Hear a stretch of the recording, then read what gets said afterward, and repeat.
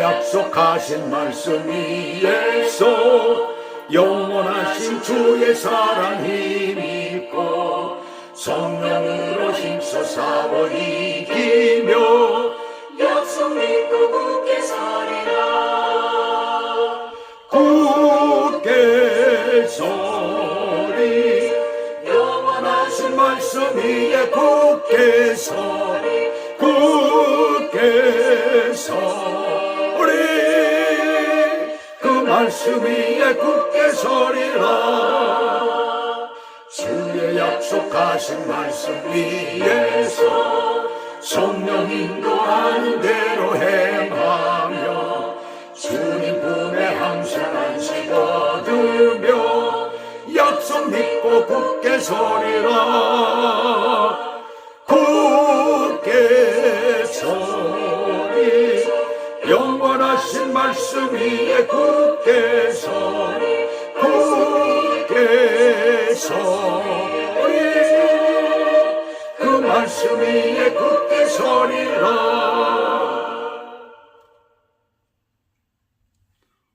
오늘 하나님의 말씀은 창세기 39장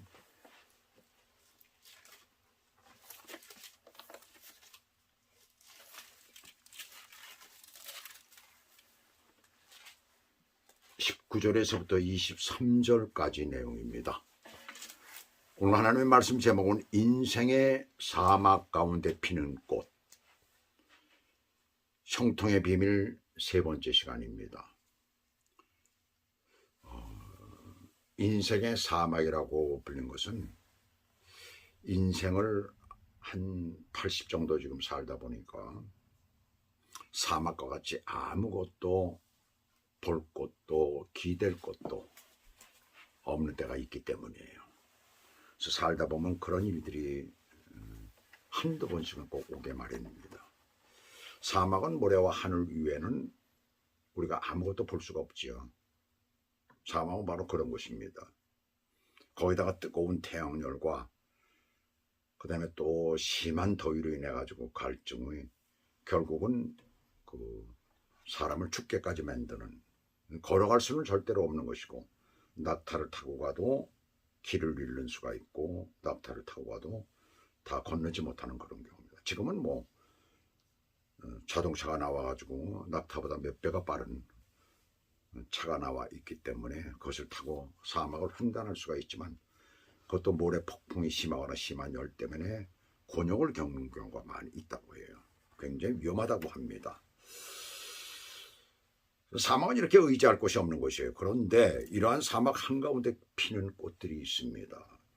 미국의 캘리포니아 사막에는 캘리포니아 양귀비라고 하는 그런 꽃이 있다고 해요. 황금색을 띠고 있다고 합니다. 그 다음에 또 하나 사막의 야생화라고 하는 민들레가 핀다고 해도 해요. 사막 지역에 많은 아프리카 지역에는 아데니움이라고 하는 꽃이 피는데 그 꽃이 너무나 아름다워가지고 사람들이 관상용으로도 이렇게 쓰인다고 해요. 그걸 키운다는 얘기죠. 그 다음에 이스라엘 광야, 우리가 뭐 성경을 보게 되면 이스라엘은 어떤가를 알아야 되죠. 이 사막에는 어떤 꽃이 필까? 양력 8월달, 이때가 이제 투베아브라고 하는데 투베아브가 8월 15일서부터 8월 15일이 투베아브예요. 한마디로 하지 동지할 때 하지입니다. 근데 그 투베아브가 지나면서 핫자브라는 이슬꽃이 이렇게 생겨요. 다른 하나는 아가서에, 우리가 성경 아가서에 나오는 샤론의 꽃이라고 하는 수선화가 피기도 하고, 그 다음에 골짜기 지역에는 나르키스라고 하는 백합화가 피기도 합니다. 이렇게 더운 지역에 나는 꽃들은 그 지역을 지나는 대상들, 사막을 건너가는 낙타를 타고 가는 대상들이나 여행자들, 이런 자들에게 지친 마음과 그 육신의 피로를 덜어주고 그들에게 희망을 주는 것이죠. 자, 그렇다면 요셉이 노예로 끌려가서 보디발의 아내의 모함을 받고 감옥에 갇힌 그런 사건이죠. 오늘 그 애굽의 광야에는 어떤 꽃이 필까? 애굽의 사막에는 역시 뭐 사막의 장미라고 불리는 것이 있는데 그것은 실제 꽃이 아니라 사막에서 형성되는 광물질이라고 해요. 근데 실제 꽃보다도 더 아름다운 모습을 띠고 있기 때문에 사막의 장미라고 이름을 붙인 것입니다. 여러 가지 공예품과 장식품에 쓰인다고 해요. 놀라운 것은 우리가 여기서 놀라운 것은 각 지역마다 다른 꽃들이 피고 있죠. 메마르고 황량한 곳, 사람이 살 수 없는 곳에 어떻게 이렇게 아름다운 꽃들이 피고 있을까? 하나님께서는 그것들을 통하여 우리에게 깨닫게 하는 것이 있습니다. 인생의 사막의 꽃은 무엇일까? 오늘 첫 번째는 19절에 보시게 되면 시위대장 보디발이 자신의 아내의 말을 듣고선 본문 보시면 하는 말을 듣고 심히 노한지라. 왜 노했을까요?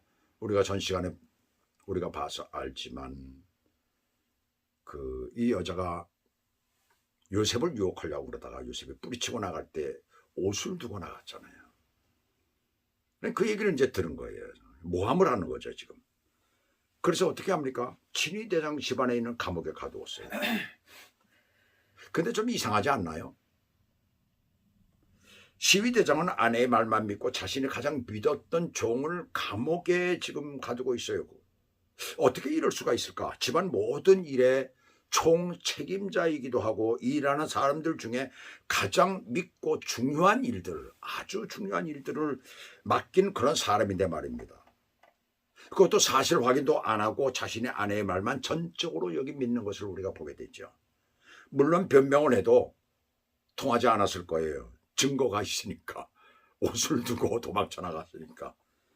그만큼 남을 믿는다는 것은 쉽지가 않다는 것을 우리는 이 본문을 통해서 알 수가 있습니다.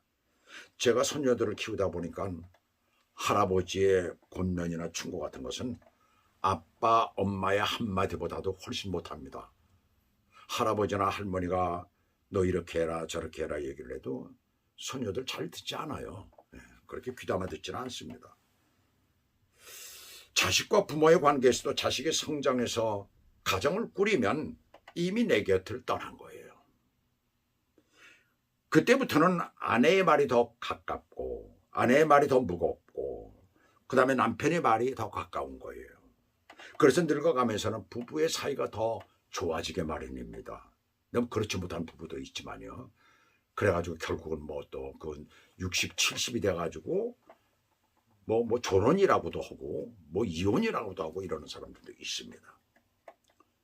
보디발도 요셉을 총에서 믿고 모든 걸 맡겼지만 아내에 비하면 잘잘못을 들어보지도 않고 감옥에 넣을 정도뿐이 안 되는 거예요. 믿었다는 것이 바로 그것뿐이 안 되는 것입니다. 그 아내가 부정한 여인이라는 것을 이 보디발은 새까맣게 모르고 있는 거죠. 또한 시위대장은 어디 출신이었을 것 같아요? 대장 소리가 붙었잖아요. 군인 출신이었을 것입니다. 그러다 보니까 군인 출신들은 되게 성격이 어떻습니까? 단순하잖아요. 다 그렇다는 건 아닙니다. 그러니까 애초에 군인의 집에 팔린 것도 문제가 있는 여인이 있는 가정의 가정 총무 책임자가 된 것도 우리 눈에 보이지 않는 그 누군가가 그렇게 했다라는 것은 알 수가 있죠. 바로 그분이 누굽니까? 그분은 전능하신 하나님이십니다. 하나님께서 그렇게 계획을 짜신 거예요. 참 놀라운 일이죠. 그러므로 감옥에 갇히게 된 것 자체가 하나님께서 허락하신 것이라는 사실이에요.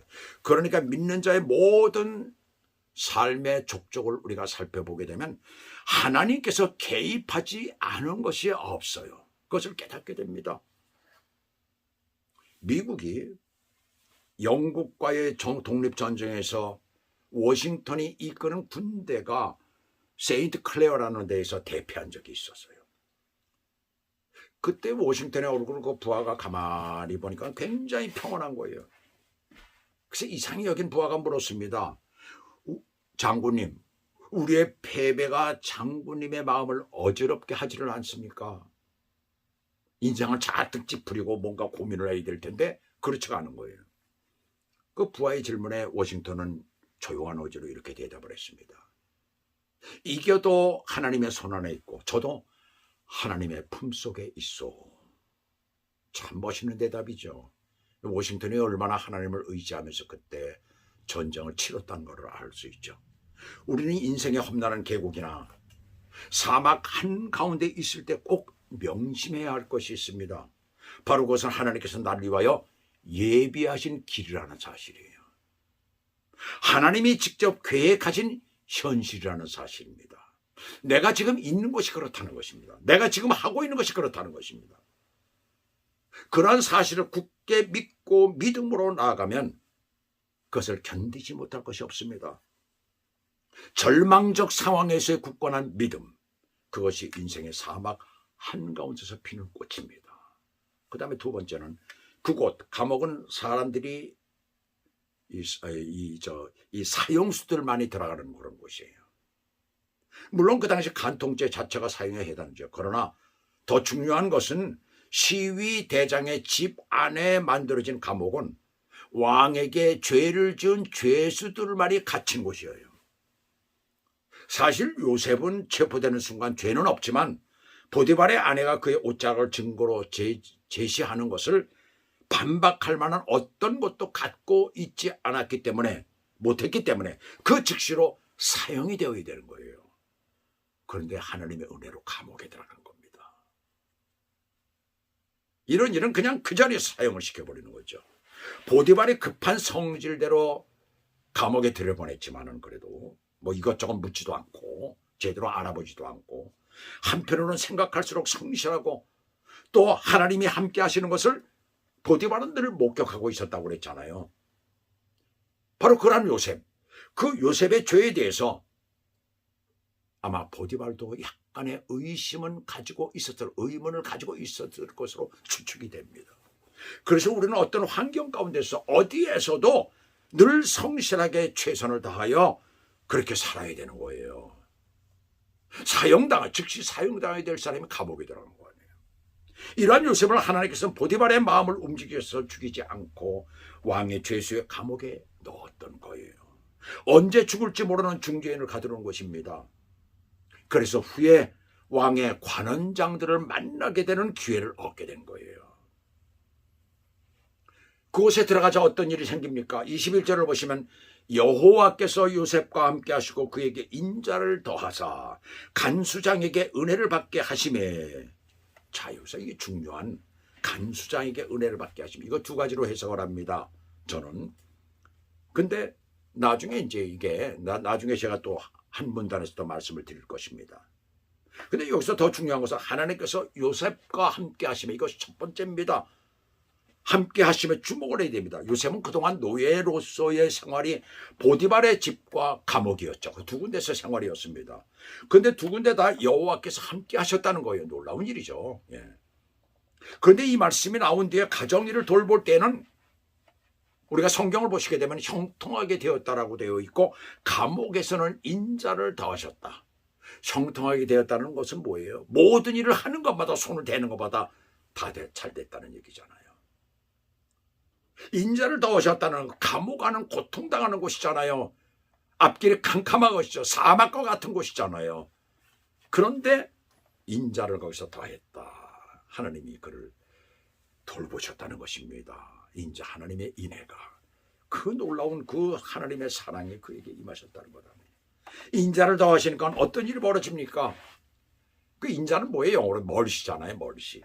어떤 일이 벌어집니까? 전옥에게 은혜를 받게 하셨다는 거예요. 인자라는 말은 하세드, 영어로는 멀시, 잡이라는 말이에요. 노예로 팔려온 것이나 감옥에 갇힌 것이나 어떤 식으로 얘기를 해도 그 환경이나 입장 자체로는, 형통이나 은혜로는 설명이 안 되는 것입니다. 노예에서 풀리는 것이 형통이고 감옥에서 나오는 것이 은혜가 아닙니까? 근데 그것이 없는 거예요. 그것이 없는데 형통이라는 말을 쓰고 은혜라는 말을 쓰고 있습니다. 그것을 아주 과감하게 사용하고 있어요. 이것은 도대체 우리에게 무엇을 말씀하고 있습니까? 그것은 요셉을 통하여 족장들과의 약속, 족장들은 누구예요? 아버지, 할아버지, 증조 할아버지 다 말하죠. 그들과의 약속을 실현시키기 위한 하나님의 도구로서 배후에서 역사하시고 계심을 우리에게 보여주고 있는 것입니다. 이것은 또한 오늘 예수 믿고 구원받은 하나님의 백성에게 너희는 하나님 나라 확장을 위해 부름받은 자들이라는 것과 그 일을 왜 지금도 우리에게 배후에서 역사하시며 인자를 베풀어 주심을 깨닫게 하는 것입니다. 시편 136편에서 여호와께 감사하라. 그는 선하시며 그 인자하심이 영원하미로다. 하나님의 자녀에게 주는 아주 특별한 말씀입니다. 그는 선하시기 때문에 언제나 너에게 인자를 베푸고 너의 길을 형통케 하시기를 원하신다는 거예요. 우리가 어느 곳에 있든지 누구를 만나든지 돌보시는 하나님이십니다. 미국에서 한국인들이 가장 환영받는 데가 어디일까요? 노인 아파트예요. 노인 아파트. 미국 노인이 대부분 노인 아파트를 신청을 합니다. 그러면 1년 혹은 어떤 분은 좋은 곳 가기 위해서 기다리다가 10년 이상 기다리다가 가는 분들도 있어요. 노인 아파트를 들어가는 이유는 한 달 렌트비 월세가 워낙 비싸잖아요. 요즘에 물어보니까 방 한 칸에 1,500불 한다고 합니다. 노인 아파트가 아닌 곳보다 3배 내지 4배가 싸기 때문에 한 300불 정도면 아주 적게 인컴이 적었던 사람은 세금을 조금뿐이 안 낸 분들은 한 300불 정도면 들어갑니다. 비싼 세돈 내고 살다가 노인 아파트는 유지비도 싸고 또 혜택이 있으니까 여러 가지로 좋은 거예요. 물론 그 사람이 받는 연금에 따라 다르긴 하죠. 어떤 사람은 1,000불까지 내는 사람들도 있습니다.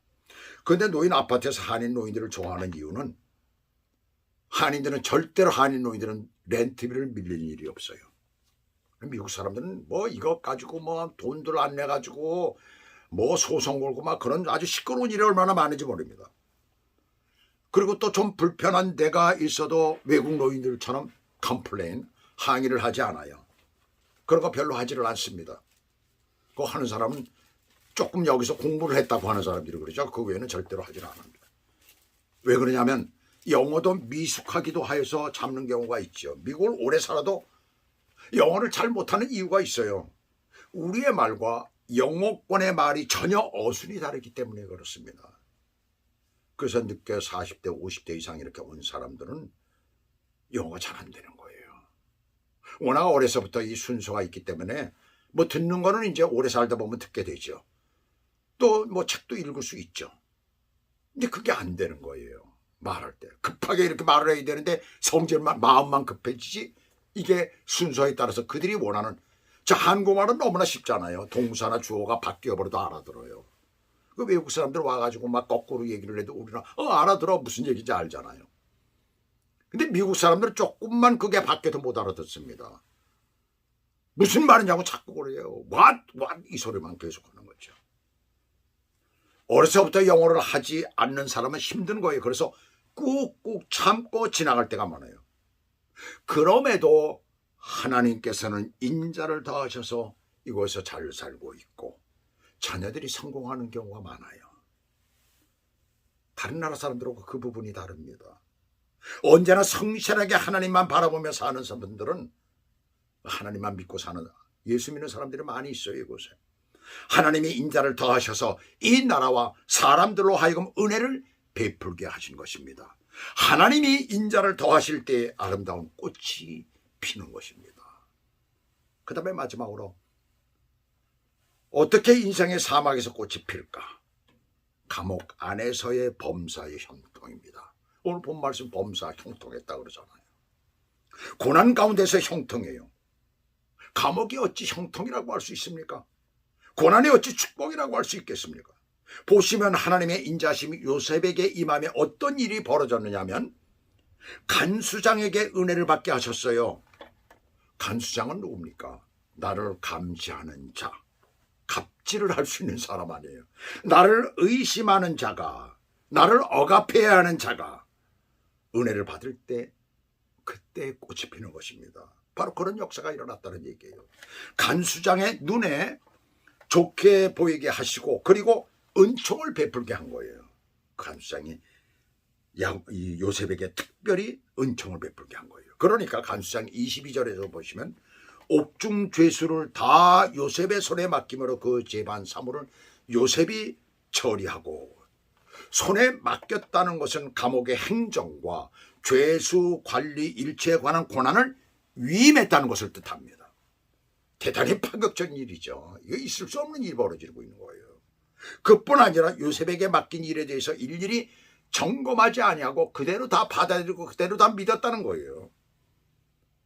이런 일이 일어나는 것은 하나님의 인자와 인도하심이 첫 번째이지만, 그것이 요셉에게 임했기 때문에 그것이 첫 번째이지만, 그 다음에 두 번째 우리가 생각해야 될 것은, 그리스도인으로서 중요하게 생각해야 하는 것은 하나님과 성도에게는 물론 믿지 않는 사람들에게까지 인정받는 사람이 되어야 진정한 그리스도인이라 할 수 있다는 것을 여기서 깨달아야 합니다. 시편 15편 2절에서 정직하게 행하며 정의를 실천하며 그 마음의 진실을 말하며 남을 허물지 않고 비방하지 않고 여호와를 두려워하는 자들을 존대하며 이자 놀이 안 하고 무죄한 자를 해치지 아니하는 자는 영원히 흔들리지 아니하리로다 라고 했어요. 그래야 어떤 인생의 사막에 홀로 남겨진다 할지라도, 그렇게 우리가 성실하게 살아갈 때 어떤 사막에 내가 홀로 떨어진다 할지라도 그곳에서 싱싱하고 아름다운 꽃을 피울 수 있는 것입니다. 요셉이 인생의 사막에서 믿음의 꽃을 피웠듯이 오늘도 삶의 현장에서 저와 여러분은 꽃을 피우시기를 축복합니다. 그것이 우리가 이 땅에서 아름답게 살아가는 모습이에요. 우리의 삶에 왜 고난이 없습니까? 왜 어려움이 없으니까. 그러나 그럴 때마다 내가 정직하게 살며, 그럴 때마다 내가 더 성실하게 살며 우리 하나님만 의지하며 주님이 내 안에 계실 때에 놀라운 축복의 역사가 이루어질 것입니다. 그것은 바로 하나님의 인자가 내게 임하기 때문에 그렇습니다. 고난 가운데, 사막 가운데 그것이 임할 때 아름다운 꽃을 피우게 되는 것이에요. 그렇게 살아가시는 저와 여러분 되시길 주 예수 그리스도 이름으로 축복합니다. 형통의 비밀 세 번째는 하나님의 인자하심입니다. 기도하시겠습니다. 하나님 아버지, 오늘도 이 고난 가운데 꽃을 피우는 요셉의 모습을 우리가 봅니다. 이 땅에서 우리가 고난이 없을 수가 없고 환난이 없을 수가 없습니다. 인생의 길에 한두 번은 그런 엄청난 사건들이 우리 가운데 오는데, 그럴 때마다 우리가 도망가는 것이 아니라 굳건히 거기에 맞서서 하나님을 의지하며 나아갈 때 정말 놀라운 꽃이 피어지는, 그 사막 가운데서, 절망 가운데서 꽃이 피어지는 역사가 있어질 줄로 믿습니다. 그것을 항상 마음에 담고 하나님의 인자가, 하나님이 함께 하심이 내게 임하는 놀라운 역사가 나의 삶에 일어나도록 주님 앞에 그렇게 믿음을 가지고 나아가는 저희들이 되도록 인도해 주시옵소서. 예수 그리스도 이름으로 감사하며 기도 올리옵나이다. 아멘.